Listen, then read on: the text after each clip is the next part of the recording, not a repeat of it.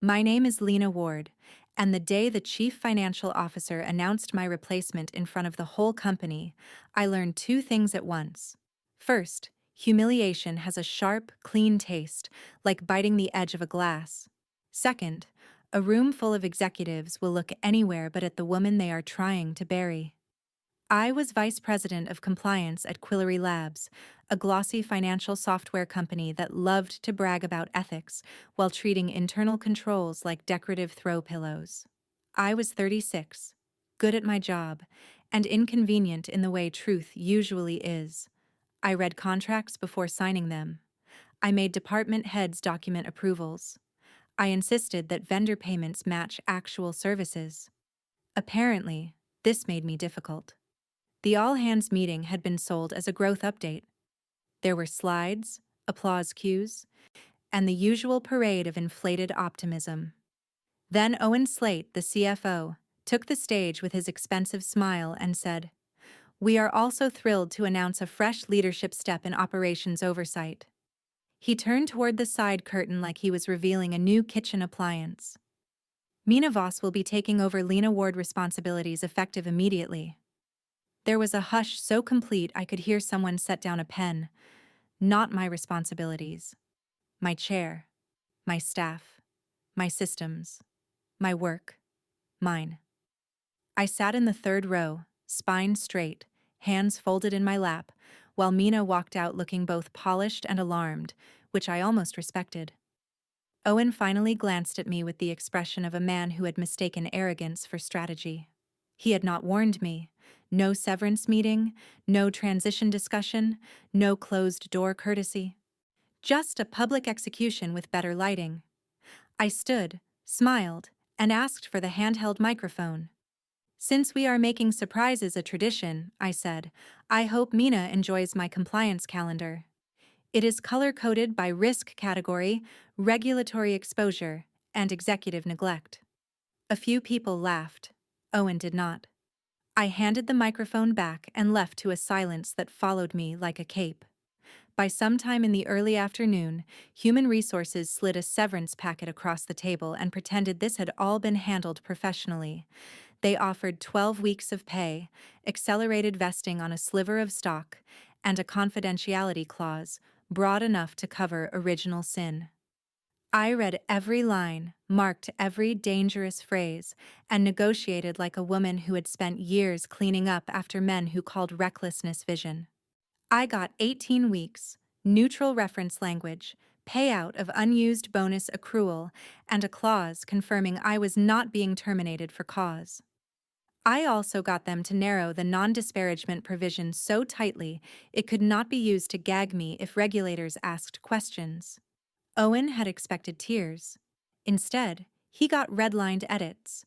What he did not get was my final compliance sign-off. That mattered more than anyone in that building seemed to understand. For months, I had been fighting three ugly problems. Customer funds were being swept through a reconciliation process with unsupported timing gaps. Two subsidiaries were operating under policies that had not been updated after a major product expansion. And the vendor review program had become a fiction because Owen liked fast approvals more than documented controls. I had been holding those issues together with deadlines, escalation memos, and the stubbornness of a woman who knew what an audit could do to a company drunk on its own headlines. The day they fired me, they froze my access before those remediation steps were completed. I went home with a banker box, a sharper severance agreement, and a calm I had not felt in years. That night I slept so well it felt indecent.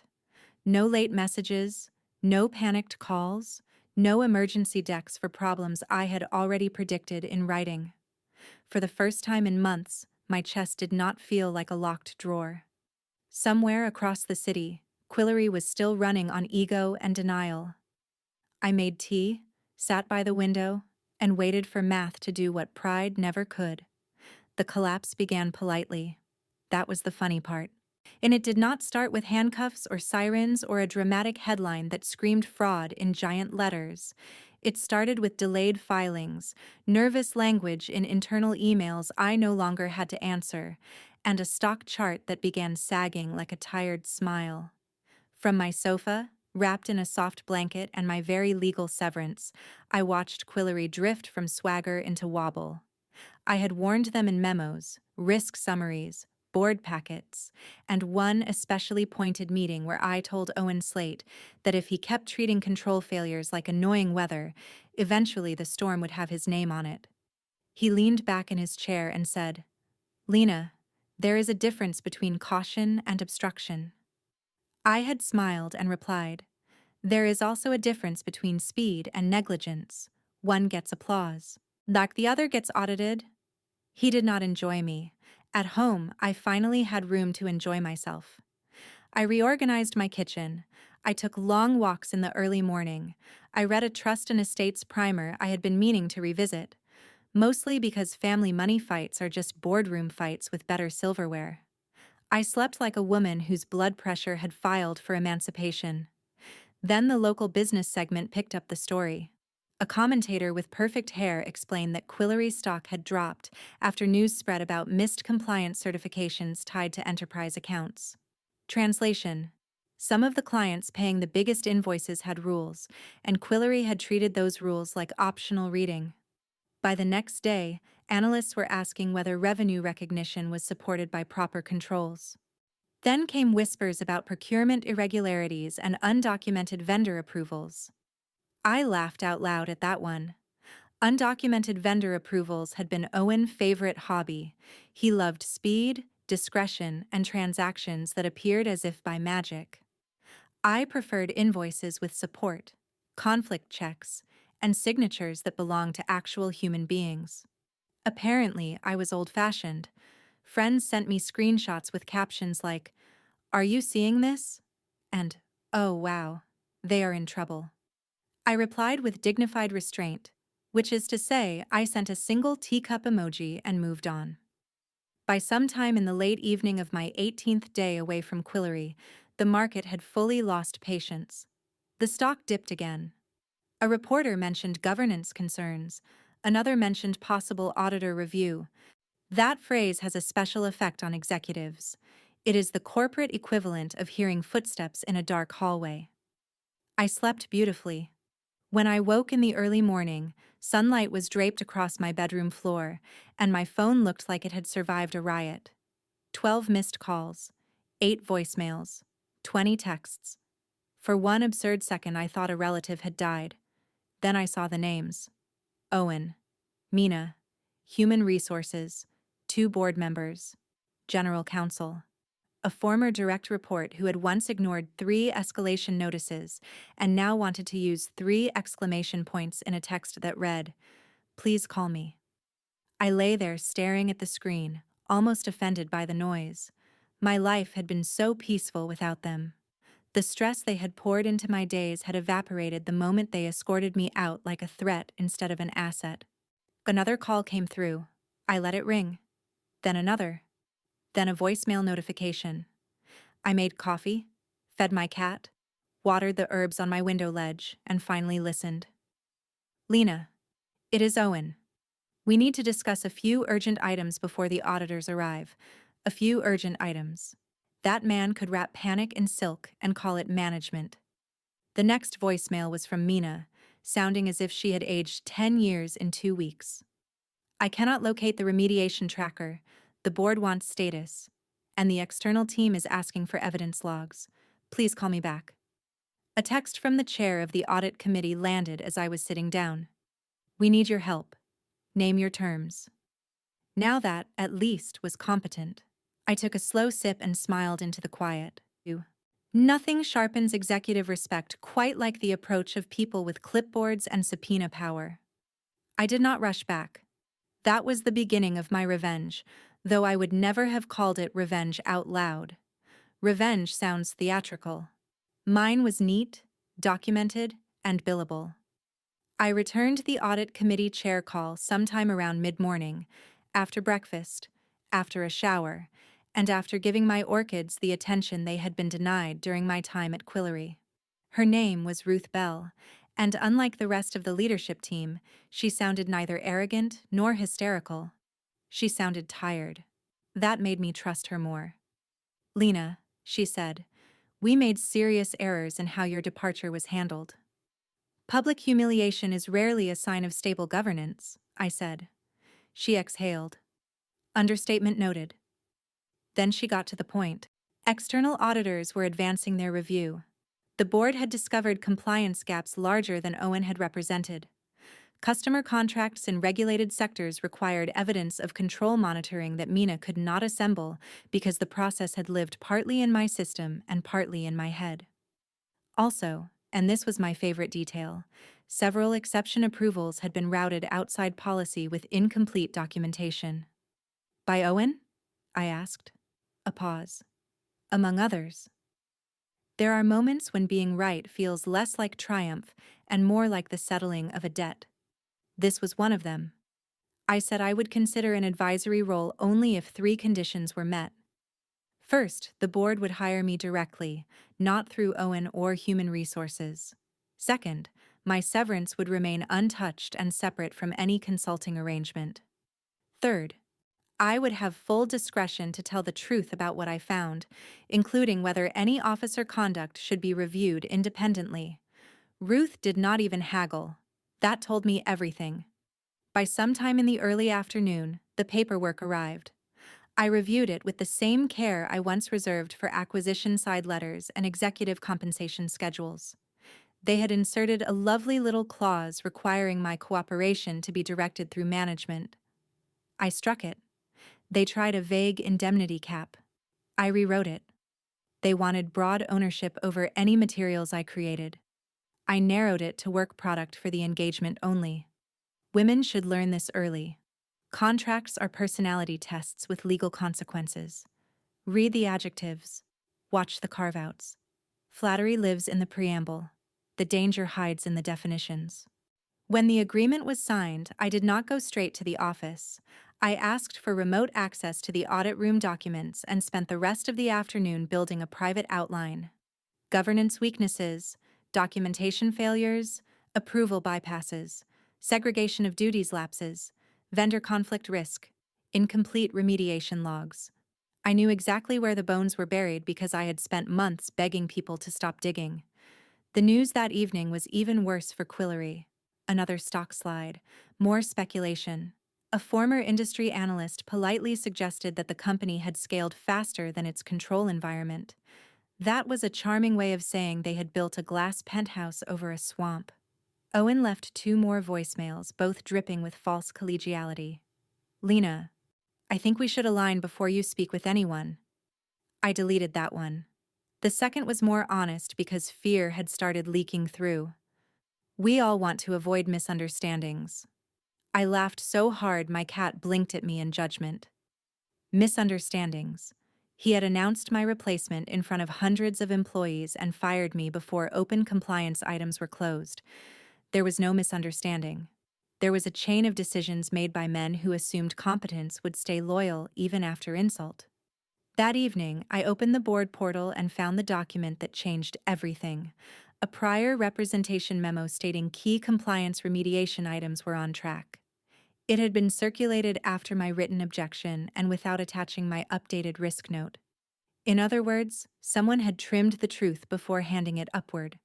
That is how companies die. Rarely from one grand crime. Usually from layers of small vanity, each one signed by someone in a better suit than judgment deserved. I leaned back, took a long sip of tea, and started drafting questions. Not accusations. Questions. Questions are more elegant. They give people room to lie in complete sentences. When I walked back into Quillery, the building looked the same, and the people did not. That is one of my favorite forms of justice. The reception desk still had the sleek stone wall and the oversized mission statement about integrity. The lobby still smelled of expensive cleaning products and ambition. But the swagger was gone. People moved quickly, spoke quietly, and avoided eye contact with the kind of discipline usually reserved for funerals and tax audits. Mina met me near the conference suite with a face so strained I almost felt sorry for her. Almost. She was younger than me by a few years, smart enough to know she had been handed a title without the machinery underneath it. I had no interest in punishing her for accepting a promotion. Women are often offered broken crowns and blamed when they cut the scalp. I did not know he was going to announce it like that, she said as we walked. I know, I replied. She blinked. You do? Men like Owen do not recruit allies, they recruit shields. Her shoulders loosened. It was a small mercy, but a real one. Inside the audit room, binders were stacked like emergency sandbags. External reviewers sat at one end of the table. Internal legal sat at the other, each wearing expressions that said they had recently discovered the difference between risk management and wishful thinking. Ruth Bell nodded for me to begin. I did not grandstand. I did not flinch. I explained the control environment as it had existed, where the remediation timeline stood at the time of my dismissal, and which failures had been escalated in writing. I walked them through approval chains, policy gaps, documentation standards, and the practical consequence of sidelining a compliance function in the middle of unresolved remediation. I used plain language because plain language terrifies people who hide behind jargon. At one point, an auditor asked, "To your knowledge, were these issues clearly communicated to executive leadership?" "Yes," I said, repeatedly, with written support. Across the room, Owen shifted in his chair. Music. The board had asked for precision, so I gave them precision. This is where contract law saves dignity. If a responsibility is not documented, it becomes folklore. If approval authority is vague, power expands to fill the silence. If a vendor relationship is not checked for conflicts, favoritism dresses itself as efficiency. If accounts tied to regulated clients are handled without evidence trails, revenue can become a very expensive fantasy. By sometime in the late afternoon, 3 things had happened. First, the auditors requested a broader review. Second, outside counsel asked for copies of my prior escalation memos. Third, Owen stopped trying to catch my eye. I would love to say I felt triumphant in a blazing, cinematic way. In reality, I felt steady. Vindication is less fireworks than foundation. A wall finally holding because you insisted on using brick instead of painted foam. After the session, Ruth asked me to stay behind.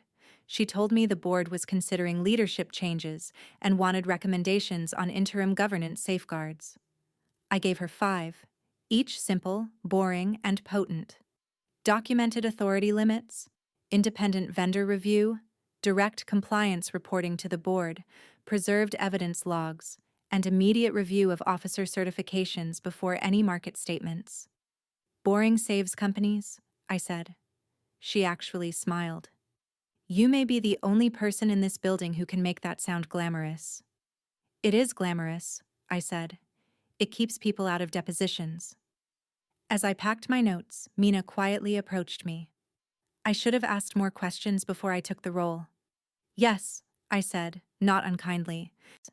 Whenever someone offers you a promotion wrapped in somebody else's humiliation, inspect the package. She nodded like she would remember that forever. Good. I went home before sunset, kicked off my shoes, and turned on the financial news. Quillery's stock was down again. The anchor called it a crisis of confidence. I called it compound interest on arrogance. 3 weeks later, the company that had tried to erase me invited me to save itself properly. By then, the damage was public.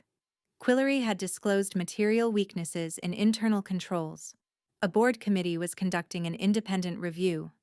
Owen Slate had resigned for personal reasons, which is corporate language for there is a box by the elevator and no one is saying goodbye too loudly. The stock was still limping downhill, though not as fast. Markets appreciate honesty even when it arrives late and sweating.